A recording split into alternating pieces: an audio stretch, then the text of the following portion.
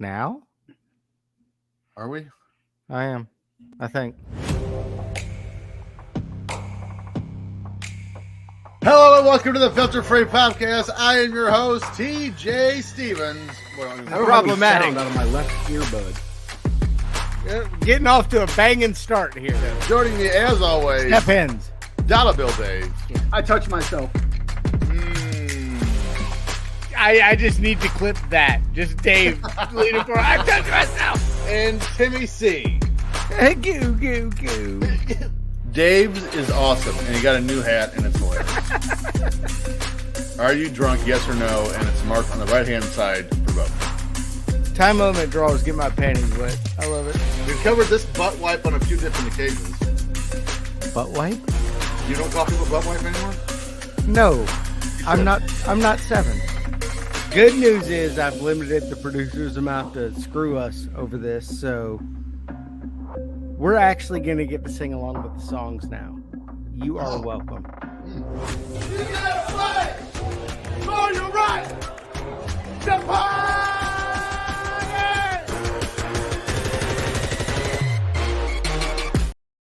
Hello and welcome to the Filter Free Podcast. I am your host, TJ Stevens. Step hens. Joining me, as always, Dollar Bill Dave. The D does not stand for diarrhea. It does for me today. And Timmy C. The D in Step hens does. I mean, look, I am so battered up right now. I didn't even make a creative name for me. I just put Step. Batter. Batter is also the consistency of your shit right now. Oh, no, that's way too thick. This is all I got today, guys. So this is it for energy and loudness. Please remember to subscribe and rate the show wherever you get your podcasts. While you're at it, follow the show on Twitter at FF Popcast, on Instagram at Filter Free Popcast, and follow our network on Twitter at Ram Sportsnet. Timmy, man, we got a lot of stuff available. What else? We do. Well, if you go to www.patreon.com/Ram Network and join our network, you will get shows such as Talking Wrestling with Pondwater Dave.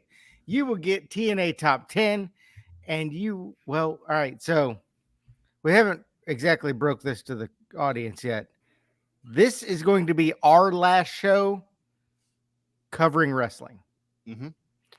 We are moving to strictly pop culture on this podcast, and we're going to save all of our wrestling stuff over on the network. So if you enjoy us talking about wrestling, go there.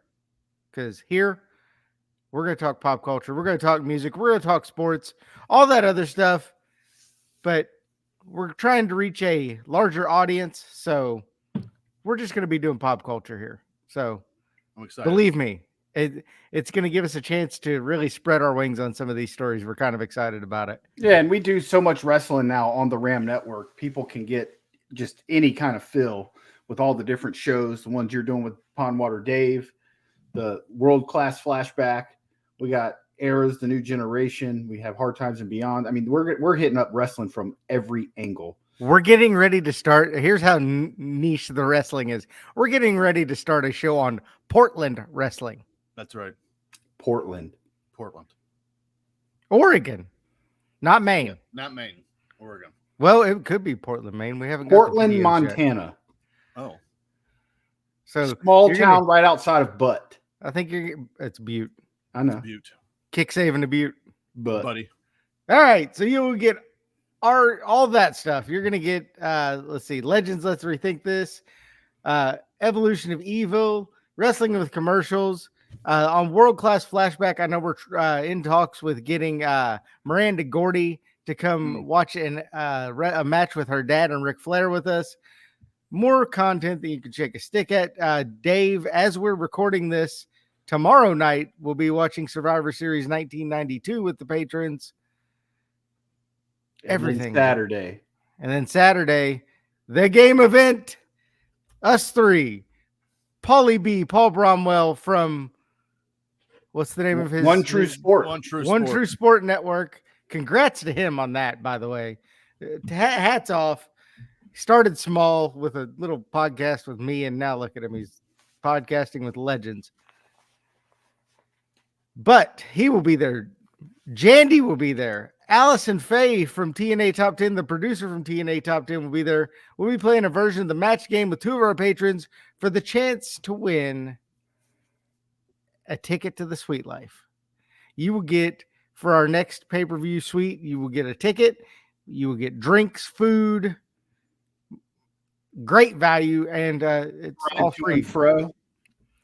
All you got to do is go subscribe to the network, and you will be eligible to play. We will select the players 1/2 hour before the show starts on Saturday, which when this comes out, it'll have already happened. That's right. Congrats. I don't know why I'm pitching it so hard because it's already happened. Great success. All right. I think we should probably go ahead and get started before I shit my pants. For those of you who are listening to this show, I am battling the stomach flu right now. And it's been dicey all day. So I don't have a lot of time before I shit my shorts. So I think we should just go ahead and get running here. Because this week we're going back to saving you time there. June 14th, 1986. Our final wrestling show is going to be Memphis Wrestling, Continental Wrestling. How about that? And it's a doozy. Great one to go out on. Let's see before we get to that show, let's see what was happening in your world yesterday. Let's run through some events filter free. Up first, Timmy, get us in the mood.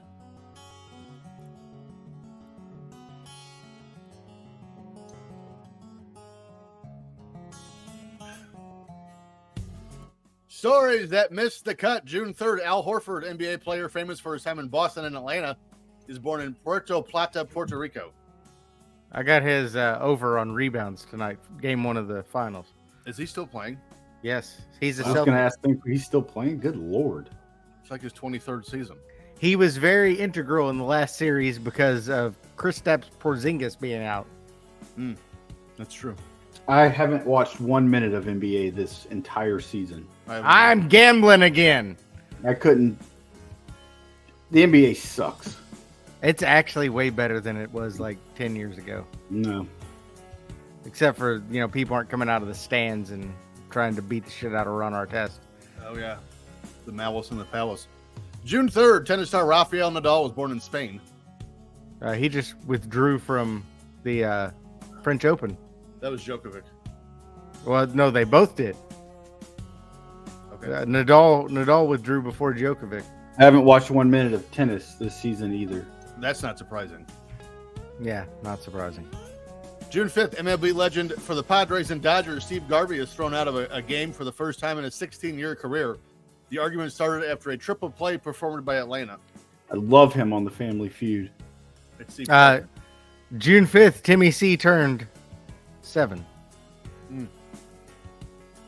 Wow. Teen. Congrats to Timmy C on making it to 45 this year. Thanks for the birthday wishes, guys. Yes. June 6th, Randy Travis releases his debut album entitled Storms of Life. It would go on to win Billboard Album of the Year in 1987. That checks out. Tonight we're gonna tear down the wall. We're gonna laugh and dance and drink and have a ball. That's not him. Yeah, it is. The good times ain't over after all. I feel like we've done this before. And he stepped all over my line. Fine. Go ahead. Go. Tonight we're gonna tear. You can say it now. No, too late. Okay. June 8th, we have. He's no stranger to the rain. That is a Randy Travis song. We have the. So was that one. Sorry, Pooper. Dicks. We have the longest 9-inning game in baseball history as the Orioles beat the Yankees 18-9, and it only took them 4 hours and 16 minutes. Jesus Christ!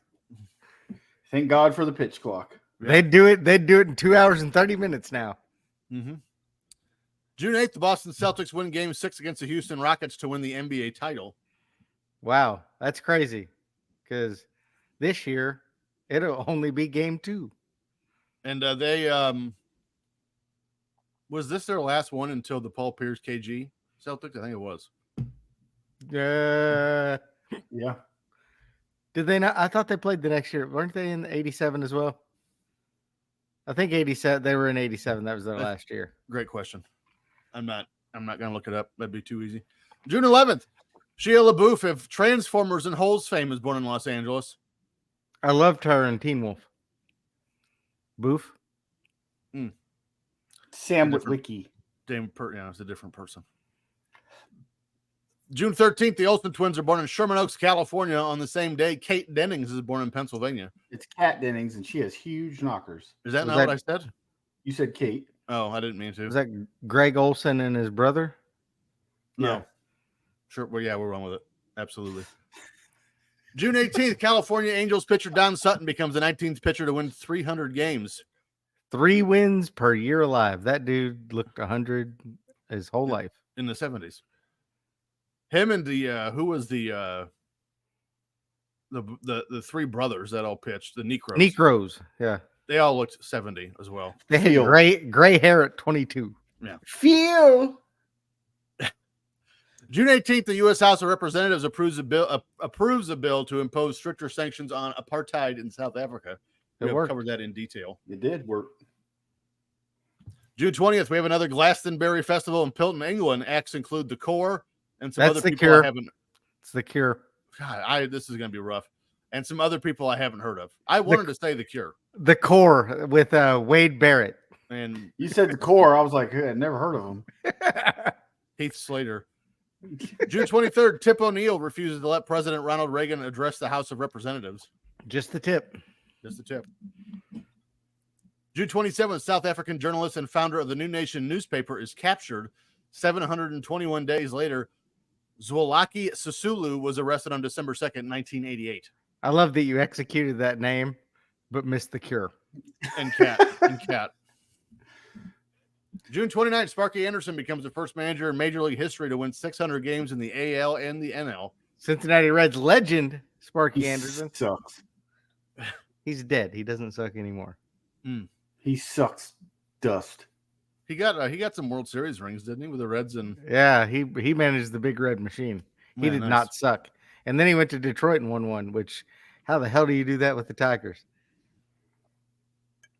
Have the first name Sparky. Lou Whitaker. That's how. Stories in the wheelhouse. June 19th. We start the month with the sports story at its core, but it's Cure. No, that one actually is Core. Oh, okay. But in practicality, it shook the core of America and widened its eyes of how out of control the drug scene had become. I'm really having a difficult time reading. I don't know what to do right now. University of Maryland basketball star and Boston Celtics draftee Len Bias dies of a cocaine-induced seizure at just the age of 22. Unfortunately, Bias wasn't even the only player in this draft to meet some sort of repercussions from drug use. Number 3 pick, Chris Washburn, played 72 games over 2 seasons for the Hawks before receiving a lifetime ban in '89 after failing 3 drug tests in 3 years. It should also be mentioned that he got knee tendonitis his rookie year, began taking anti-inflammatories, and received a kidney infection. I don't need anti-inflammatories. I have crack. I was going to say, did the anti-inflammatories cause him to go on a cocaine binge or what? Number 7 overall pick, Roy Tarpley, actually had a promising start to his career with the Mavericks. Then 6 games into the 89-90 season, he got a DUI and resisted arrest. That's never a good idea. By the NBA for that. What? It's never a good idea to resist arrest on a DUI. It works out 0% of the time. They should have tased him. He got another suspension in March of 91 for another DWI that then was banned from the league for failing a drug test. He returned in 94, but was permanently banned for alcohol use after an aftercare program. Number 6 overall pick, William Bedford. Take care of kids after school? I don't think that's what it is. Oh, no. I think he got released from rehab and was sneaking booze in. I believe that would be the story. William Bedford missed the entire 88-89 season from drug use. He left the league in 93, and his drug issues continued. He was given a 10-year sentence in Michigan for marijuana possession.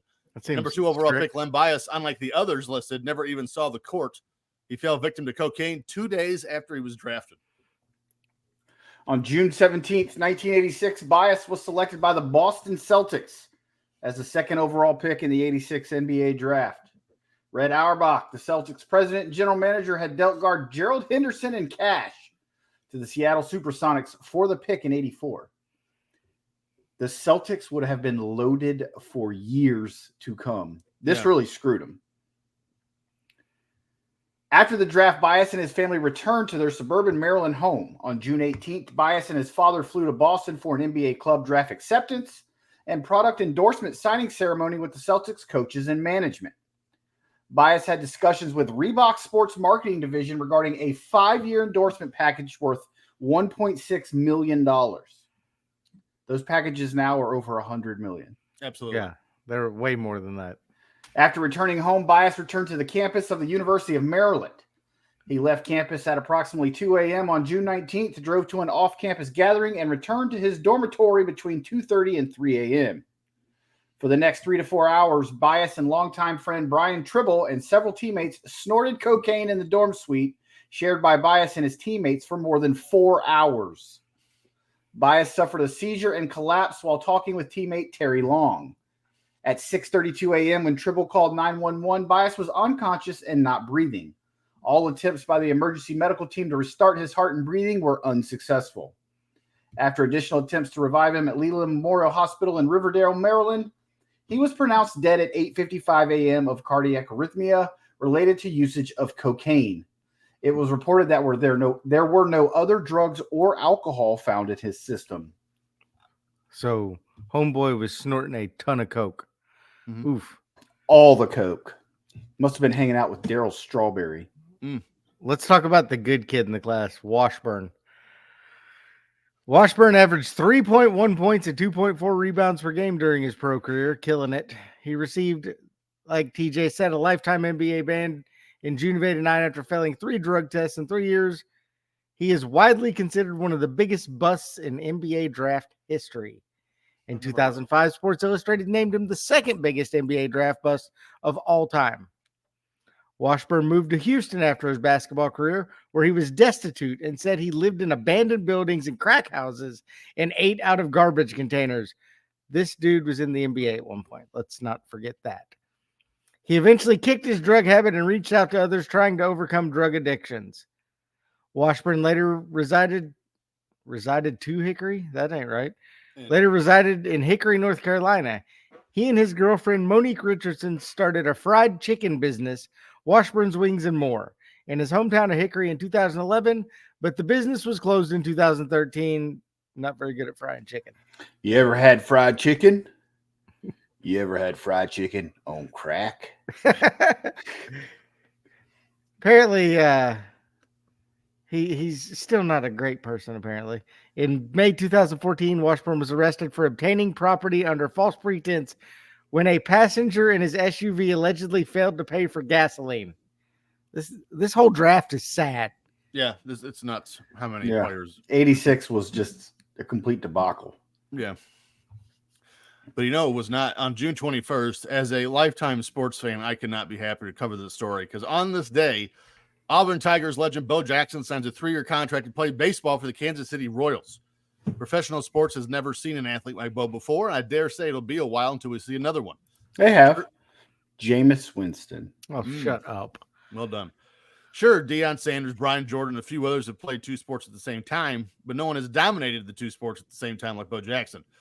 After playing baseball and football for the University of Auburn, an outfielder on the diamond and a running back on the gridiron, Jackson was drafted number 1 overall by the Tampa Bay Buccaneers in the 86 NFL draft. More on that in a bit, I'm sure.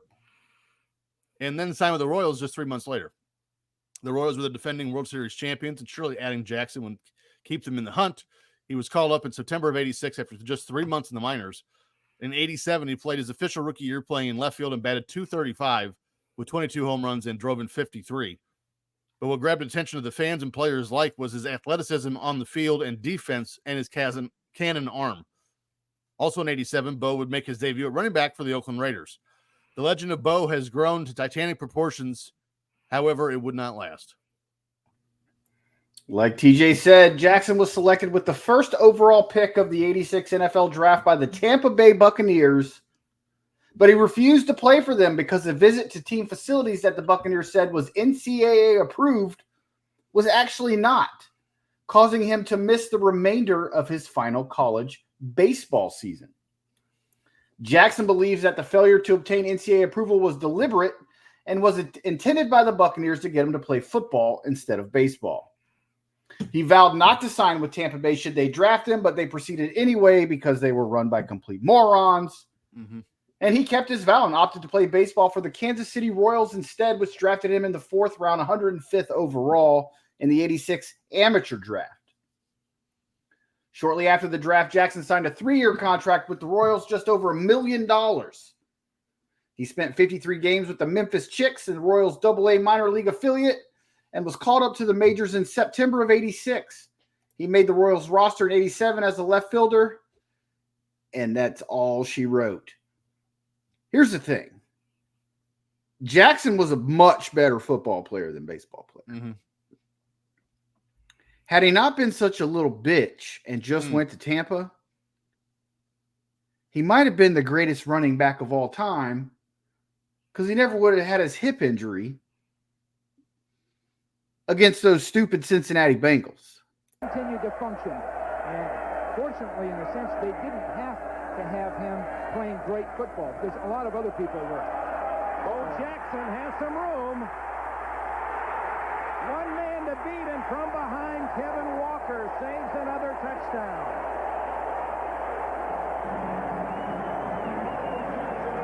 This is just what the Bengals wanted to avoid, and just what the Raiders were expecting sooner or later to happen. Some beautiful blocking at the line of scrimmage, and Bo is so strong physically. Those legs are so strong. Talking to Fulcher before the game, he said, you can't tackle him in his legs. Look at.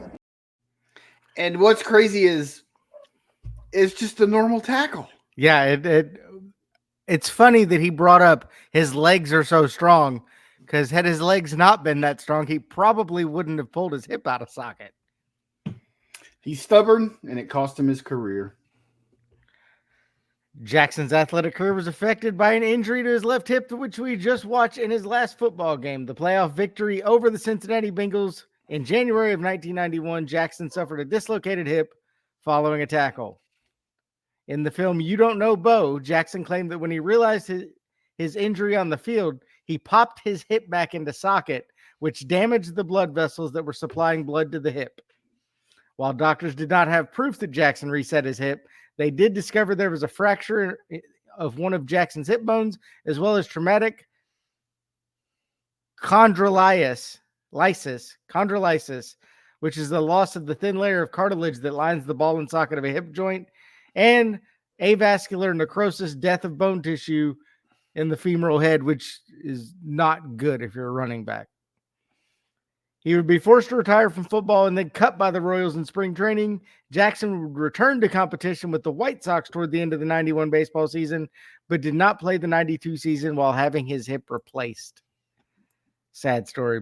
Dude had the world by the balls. Does anybody remember the old TV show? It was a cartoon. It was Michael Jordan, Wayne Gretzky, and Bo Jackson. What was it called? Something Stars. I used to love that cartoon. Yes, Come on I Saturday remember. mornings. Yeah. Well, you know what I love? But today, I'm the greatest of all time. Vernon and Waugh. Mike Vernon with a great lift. Here it is.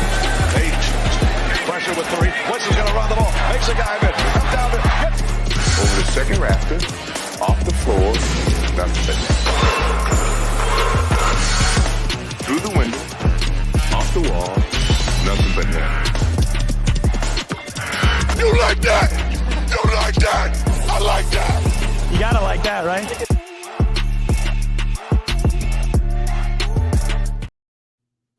All right, we're doing 1986 of baseball for Mr. Bo Jackson.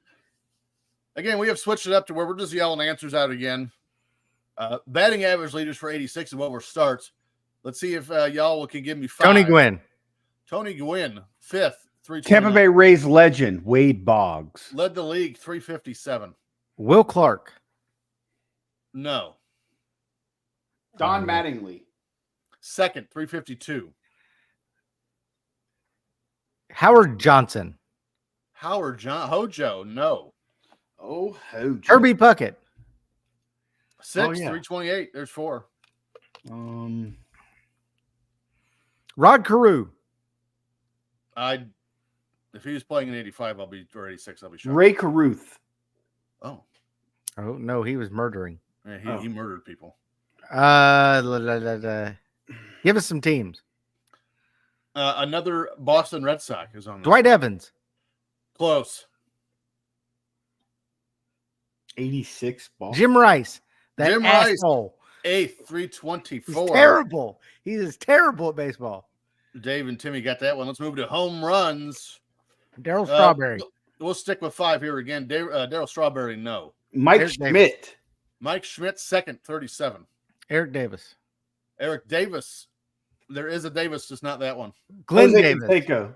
Glenn Davis, tied for 7th with 31. Jose Canseco, tied for 5th, 33. Mark McGuire. No, he wasn't up yet. Kirby Puckett. Kirby Puckett, tied for 7th, 31. Need one more. Howard Johnson. No. Damn it. Give us some teams. Milwaukee. Paul Molitor. No. Robin Yount. In 86? No. Because of this guy's name, the team was literally named, I think it was Harvey Wallbangers. Bambi's something. Give us another team. That team sucks. Yeah, they're fucking Milwaukee. Minnesota. Kirby Puckett. No. A different one. You already guessed Kirby Puckett. A different Kirby. No, a different twin. He played third base. Gary Gaetti. Gary Gaetti, 434. Yes! Did we get him? Yep. All right. Let's move to baseball wins. Roger Clemens. Let's do 5 here, too. Clemens led the league 24. Doc Gooden. Doc Gooden, tied for 10th with 17.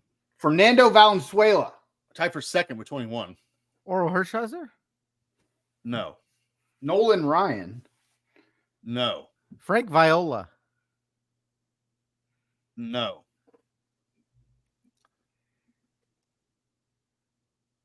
Mm, 86. That's tough. John Smoltz. No. I don't think he was there. He wasn't. Rick Sutcliffe.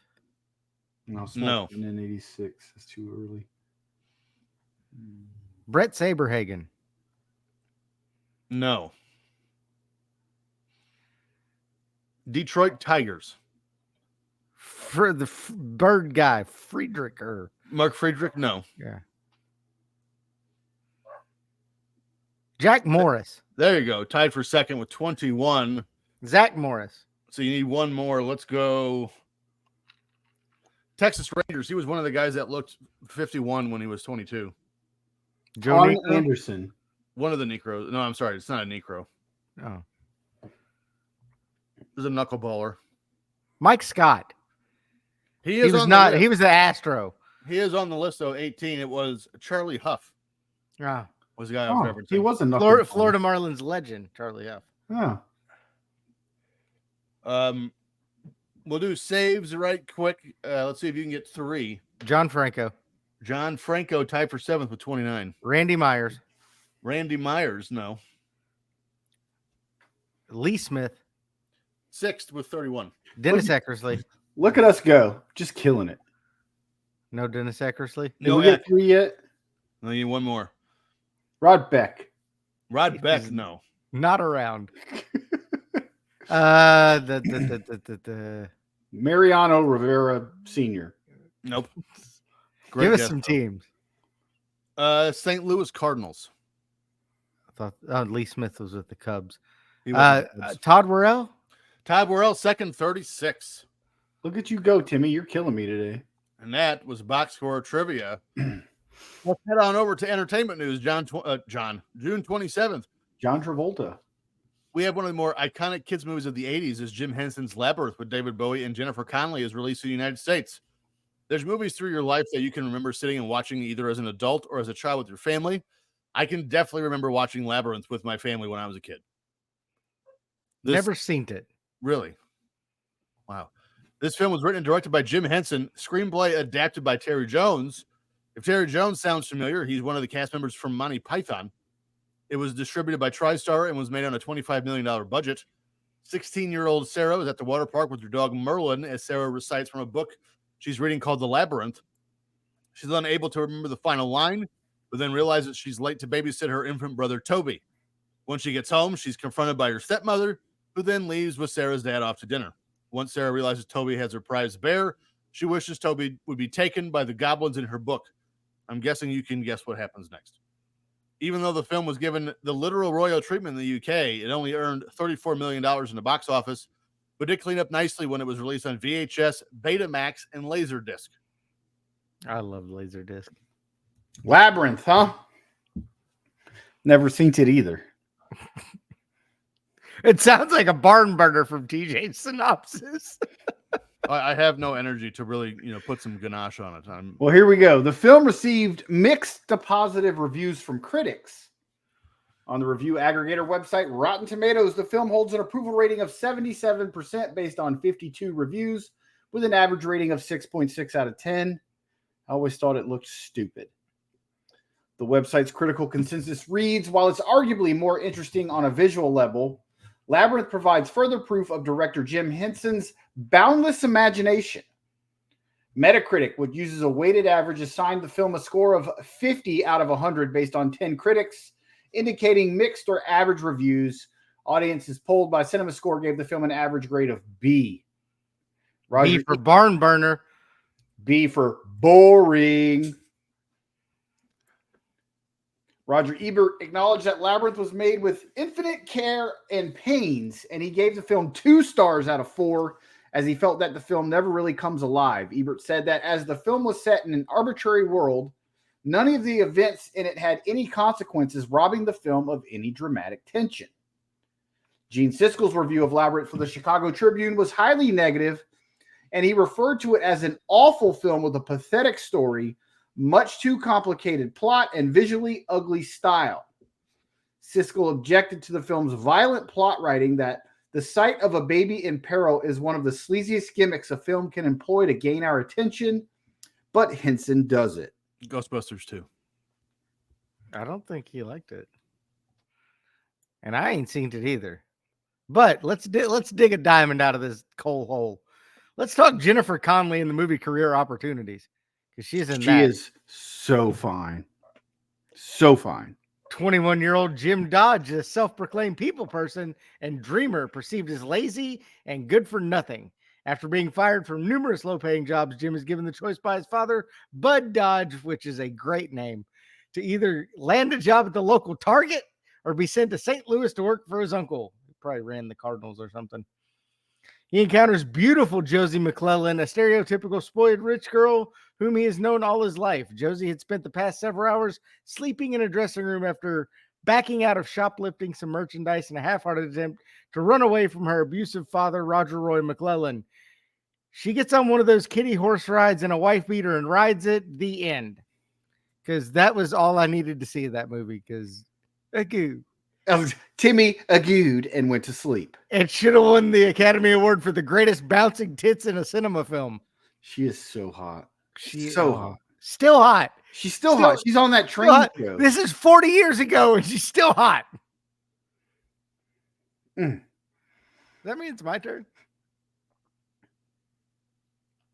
TJ does. That means it's my turn. Let's go to Timmy's Trivioki. Figaro. Figaro, Figaro, Figaro, Figaro. That's not Tosca. Ugh, my ears. My neck, my back. Yep, I remember. Everyone remembers when Elvis performed that. Jamaica, ooh, I wanna take you to Bermuda, Bahama, girl, pretty mama. All right, well, YouTube hates us and banned us in 172 countries last week, so we're not allowed to use the music anymore. So I have revamped the game. We are going to play it $100,000 pyramid style. I will give you guys a word or phrase. I believe, was 1, 2, 3, 4, 5 to 6 for each song. And then you guys guess the song. We are in June of 1986. All of these were on the Hot 100. Okay. Song number one. Song number one. Clue number one. Man in the Mirror was not in 86. George Benson. Coming to America. Coming to America. Sexual Chocolate. Mark Henry. Isaac Hayes. Whitney. Houston. Children of the Corn. We are the world. Future. Rama.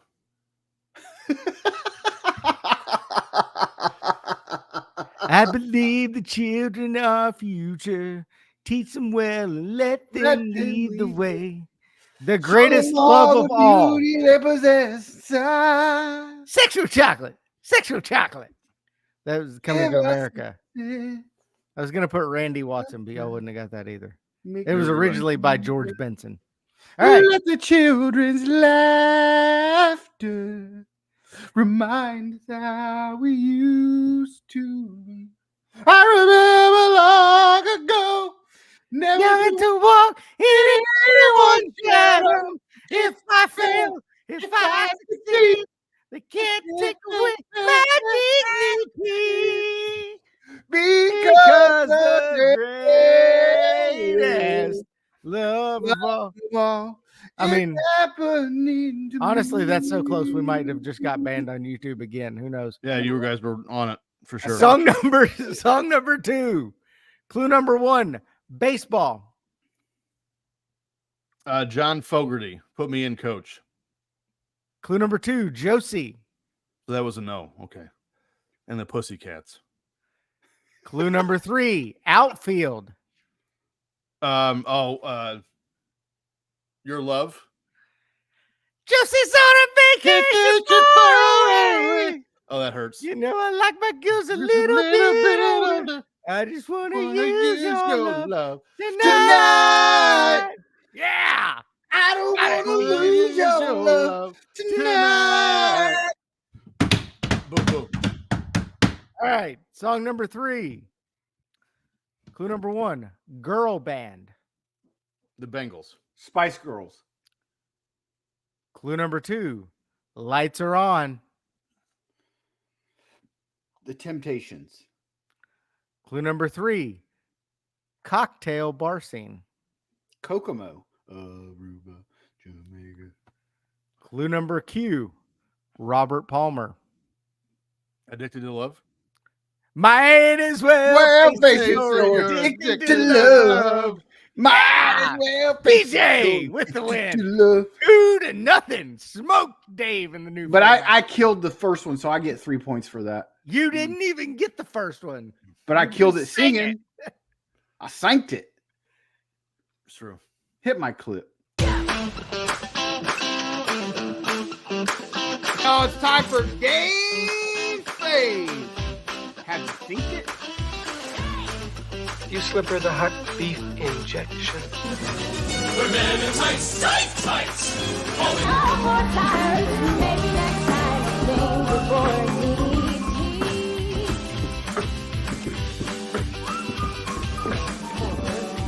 I got nothing. God damn it, I got nothing, guys.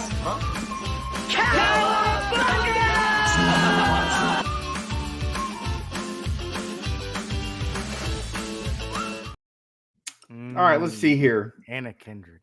It was TJ 6, Timmy 5.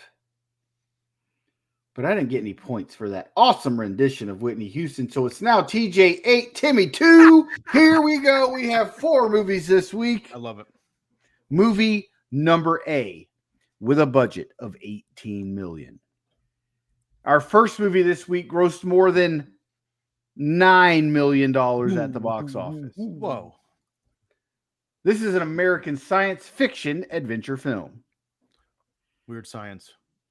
4 teenagers go to Huntsville, Alabama for the summer to learn about the NASA space program and mimic astronaut training. However, they find themselves in real trouble when their shuttle is accidentally launched into orbit. This film stars Kate Capshaw, Leah Thompson, Kelly Preston, and Larry B. Scott. Write it down. Don't scream it out. I've got nothing on it. I already got it. Timmy C. Space Camp. Space Camp. Yes. Such an awesome movie. It's now TJ 9, Timmy 2. TJ gets the point. Movie number B. With a budget of $5 million. Our second movie this week grossed more than $70.7 million at the box office. I hope it was the same place that Space Camp put out. So they made this some is money. an American teen comedy film. A popular high school student, admired by his peers, decides to play hooky from school and goes to extreme lengths to pull it off, much to the chagrin of his dean, who will do anything to stop him. This film stars Matthew Broderick, Alan Ruck, and Mia Sara. T.J. Stephens. Ferris Bueller's Day Off. You got it. Bonus points if you know what the date of Ferris Bueller's Day Off was. Wasn't it like this week? Yeah. It was June 5th, Timmy C's birthday. Both get the point. So it's now TJ 11, Timmy 1. All right, here we go. I like it.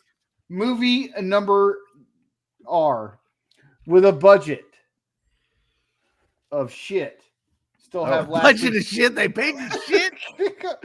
Hold on. With the budget of TJ's drawers. My drawers are fine. I forgot to take last week's budget off, so it says $241 million in 1986. That would have been a hell of a movie. All right, here we go. With a budget of $12.5 million. Movie number C grossed $130 million at the box office. This is an American martial arts drama film. Daniel accompanies his mentor, Mr. Miyagi, to Miyagi's childhood home in Okinawa. Miyagi visits his dying father and confronts his old rival, while Daniel falls in love and inadvertently makes a new rival of his own. This film stars Ralph Macchio and Pat Morita. Like a knight in shining armor from a long time ago. I know the movies, but I absolutely made some shit up. Karate Kid 2. Karate Kid 2. Karate Kid 2. And then I also put A New Sun. Peter Cetera rocked that shit. Peter Cetera from Chicago. Epic. Shout out to Efren, who has sang Peter Cetera's parts with Chicago before. All right, here we go. Last movie of the week. Timmy leads 3-2. I thought I was down like 11-0. You are. It's 22-6 right now. On a budget of $11 million. Movie number D this week grossed $91.3 million at the box office. Cleaning up. This is an American comedy film. To help his discouraged son get through college, a fun-loving and obnoxious rich businessman decides to enter the college as a student himself. This film stars Rodney Dangerfield and Sally Kellerman.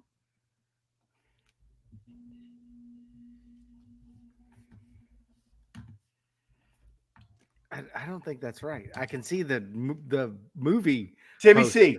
Is it Back to School? Back to School, Timmy C. TJ Stevens. Back to School. Triple Lindy, baby. Both. Triple Lindy. Tie ball game. It is now 9-9. Working 9 to 9. TJ's winning because Timmy's a douche. Correct. That checks out. Speaking of douche, let's go ahead and check out some Memphis wrestling from 86. Be specific, if you want to watch us on YouTube, and I don't know why you would, it's June 14th, 86. Your announcers are Dave Brown and Lance Russell. We start the show with the announcers going over the card that we will see today. Joe LeDuc, the Mod Squad, Fire and Flame, and others will be on this show. Oh, here we go with Ric Flair's music again. Yes. Huge production value. Huge. No lights at all. Match 1, Memphis Vice takes on the Beach Boys. The Memphis Vice are exactly what they sound like, an identical ripoff of Miami Vice.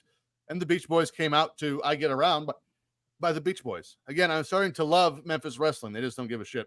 They're going to play the Beach Boys and Van Halen, and you can kiss their ass if you don't like it. But we get banned on YouTube. Right. The top rope is absurdly loose, so the wrestlers came and hit the ropes right. Then the announcers mentioned apparently something broke. I'm not going to comment on the match itself because it wasn't incredibly eventful, but I do have a question. The show Miami Vice was based around two undercover cops breaking up the underworld of Miami. Memphis Vice are two heels. So are they undercovers that are just dicks, or are they drug overlords? Yeah. We get a ref bump and the match is thrown out. Plenty of crime in Memphis to worry about, though. In case you're wondering, the Beach Boys are Jon Stewart, not from The Daily Show, Right, and Van Horn. Van Horn. Never heard of either of these guys. Nope. Memphis Vice consists of Jerry Bryant and Lou Winston. Never He's heard related of to these. James. I thought he smoked the cigarettes. Oh, him too. There's no other information on either of these teams. But I loved how the Beach Boys wrestled in swim trunks and barefoot. How awesome. Yes. I agree, TJ. How did these guys not get copyrighted for using all this music? They use the Miami Vice theme. Because no one's watching it. And neither one of these Beach Boys guys looks like Mike Love or John Stamos. So I don't know what the hell we're doing here. Mike Love and John Stamos are not Beach Boys. They are. They're both Beach Boys. So the rope snaps. You can actually hear it at the beginning, TJ. And I know this is a recorded show for television, but they just keep going. Why? Why not just stop the match and, pause recording? Cameras in Memphis didn't have pause buttons. Not that. They were recording on laser disc. Jerry Jarrett didn't want to lose that 5 minutes of time. I'm not paying for that. Now we got Paul Diamond, and he calls out Joe LeDuc. Diamond is wearing a tarp-sized Band-Aid on his forehead from LeDuc. He said he's not scared to fight LeDuc, but I don't believe him. I think he was so scared he left the territory, put a mask on, and pretended to be Asian. That's what I think. Look, it's Max Moon. And I was just thinking, which Hart brother is this? Because he talked extremely Canadian. It's Bitch Hart. Bitch Hart. No, Brett already has that gimmick. Oh. Thought he was Dick Hart. After that, we get some promos from the Mod Squad and the Southern Tag Champions, Rip Rogers, who I've recently met, and Rip comes back out with Bill Dundee as they will have a coward throws the flag match or waves the flag match, something, against Buddy Landell. Mod Squad. Those guys from early 90s WCW. Yep. What a knockoff of Jim Cornette, though. This dude was Jesus Christ. Yeah, it's pretty offensive. And then a coward waves the flag match. What? What are we doing here? Well, coward waves the flag. It's true. It's like an I Quit match, but stupider. Match 2. There's a guy in here called the Giant Hillbilly, and he's tagging up with Diesel Dan Styles. Don't you call me that? And this Giant Hillbilly is definitely Uncle Elmer. They take on Abdul Gaddafi and Keith Eric. I mean, with a name like Abdul Gaddafi, they're not even trying to hide what they're doing anymore. You're not going to believe this, but Uncle Elmer squished Gaddafi for the win. Look, it's Saddam bin Laden. Yeah, right. Pretty much. So Uncle Elmer finally got a win. Look at that. Look at him go. Maybe he just needed to be down in the territories. I'm willing to bet Uncle Elmer won't be doing the lion's share of the grappling in this match because he was like 70. That didn't last long. Uncle Elmer got it in. I like it. This brings out Joe LeDuc, who goes to Lance Russell and starts to cut a promo.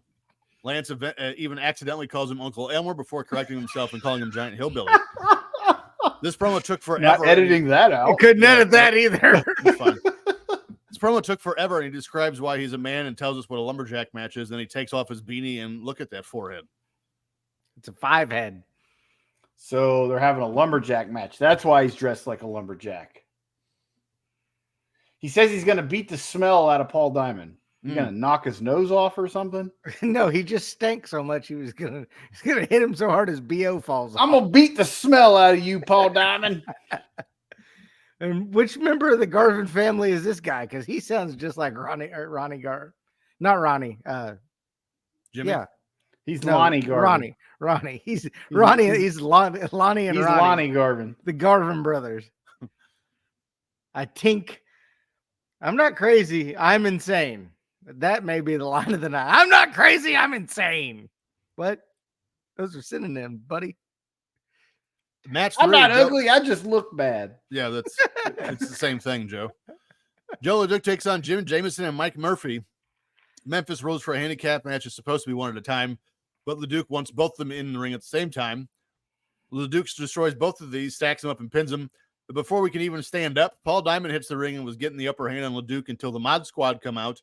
They start to get the upper hand until Jeff Jarrett. Yes, it's 86, and here comes Jeff Jarrett. Tojo Yamamoto, David Haskins, and Tracy Smothers come to the rescue. We're helping out Diamond in the back, but to hell with those job guys he just murdered. I figured it out. Leduc looks like the love child of the Iron Sheik and Butcher Vachon, dressed in Big Josh's wrestling gear. Well done. Do you guys know Leduc actually had a role in No Holds Barred? No. Gonna have to watch it and see what was he? Find him. I don't know. I didn't dig that far. I do remember he fought Zeus, I think. He because I thought it was one of the Vachons, but I can remember him. He was bald. That didn't take very long. Whatever. No. Next, we got more local promos for the upcoming shows in the area, and then it's match 3. Bill Dundee and Rip Rogers takes on David Haskins and Tracy Smothers. Although Smothers would go on to have a long and decorated career, we're not there yet, as this is just a glorified tag squash match. We got a double spike pile driver on Haskins while the ref is distracted for the win. They start to get heat on the baby faces until Buddy Landell and Dutch Mantell come out for the save. Wow, Tracy Smothers is here. Dude was 23 and looked like $1 million. Mm-hmm. Another quick squash, but that was a crazy pile driver at the end. That pile driver looked dangerous as fuck. So Buddy Landell cutting a promo saying he's not trying to get anyone to believe what he says. What are you doing with the promo then? Isn't that exactly what they're supposed to do with the promo? Literally the point. These promos in Memphis were painful, man. They were oof. Now we go to Lance, who's with Buddy and Dutch. While Landell is cutting this promo, he's over with the crowd, but I just couldn't help but wonder, how did he screw this one up? He's over as a babyface, getting ready to take on Memphis legend Bill Dundee for the title, but I'm absolutely certain he screwed this up. Dutch will be the flag carrier for Landell versus Dundee. Cowher waves a flag match, and Dutch promises he will not wave the flag. So I did some research, and Landell actually won the title here. As a matter of fact, later in the month, Landell, Lawler, Dundee, and Dutch main evented the last sellout at the Mid-South Coliseum. However, just over a month later, Landell was in Mid-Atlantic. Had to go away, learn a new hold. Yep. Now we get a promo with the Nightmare of Danny Davis and Ken Wayne. This Danny Davis is not the ref, but the OVW owner in the 2000s. I didn't hear most of this promo because I was just flabbergasted by Landell's run here in 86, but I do know that we're going into a match. That is the same Danny Davis. No, they're not the same Danny Davis. The referee, guy, and the guy that owned OVW. No, they're not. Danny Davis from OVW is like Australian or something. Good day. Good day. Don't think so. I do. I know so. This is the ref Danny Davis, though. It's not. All right, let's have a chop off. I'm going to look at it. All right, but I can tell you, he couldn't cut a promo here. Never hit a man when he's down. Kick him. What the fuck are we doing here with these promos? Match 4, the Nightmares take on Jerry Garman and Benny Traylor. For the Nightmares dressing up like the other two members of Jem's band, they're a decent enough team. Later in the match, Traylor was actually got a hot tag against the Nightmares when I don't know what I was trying to do there. When he dives and reaches out his arm and he missed. Then he just laid there when he landed, reached up and tagged. Oof. Davis hits a tombstone. Wayne hits a top rope leg drop for the win. So TJ is correct. This is Nightmare Danny Davis. Never wrestled in the WWF. Never was in the WWF. Well, he looks just like him. Owned OVW. TJ gets to chest chop Timmy. We'll do it live on the Ram Network the next time we are all together. He can't even keep from shitting his pants right now. Well, he can shit chop you right now. He'll bend over and portal your chest. Fire off a chocolate shotgun. Cleveland Steamer. The Nightmares look like a knockoff version of Starman from that old professional wrestling game on Nintendo back in the day. Yep. No way this gimmick would ever get over. This match took way too. It was like a 9-minute match. Don't ever.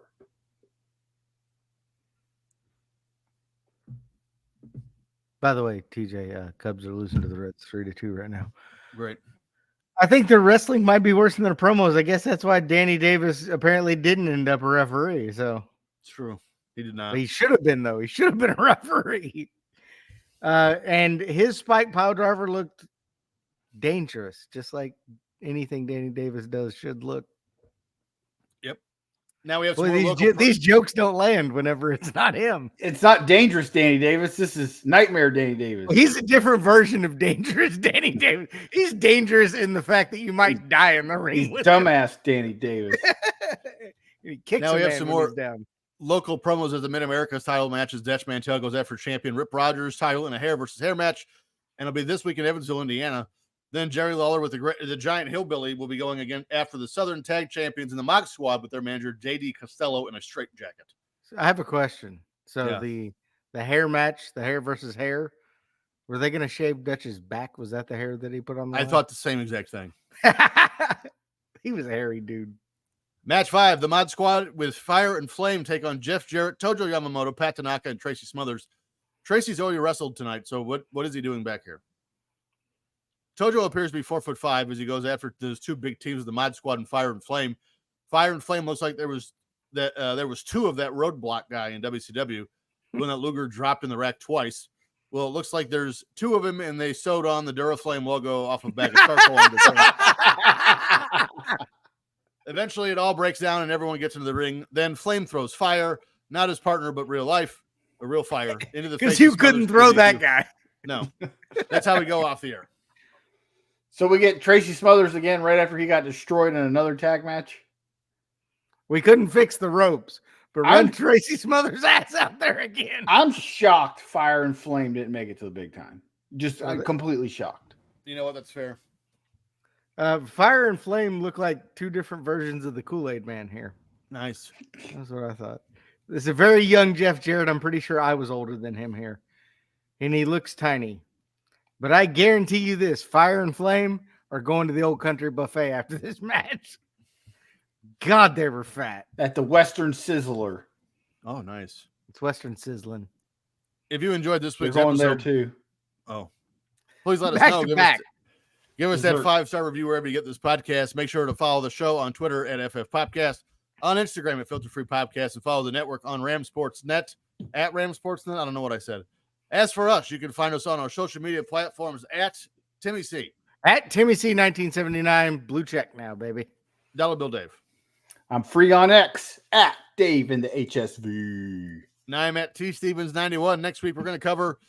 Well, we're going to do something very different next week. We will no longer be covering wrestlings on this show and instead just be saving our wrestling takes for our Patreon watch-alongs. Instead, we will just be covering news, pop culture, and sports from yesteryear on these shows.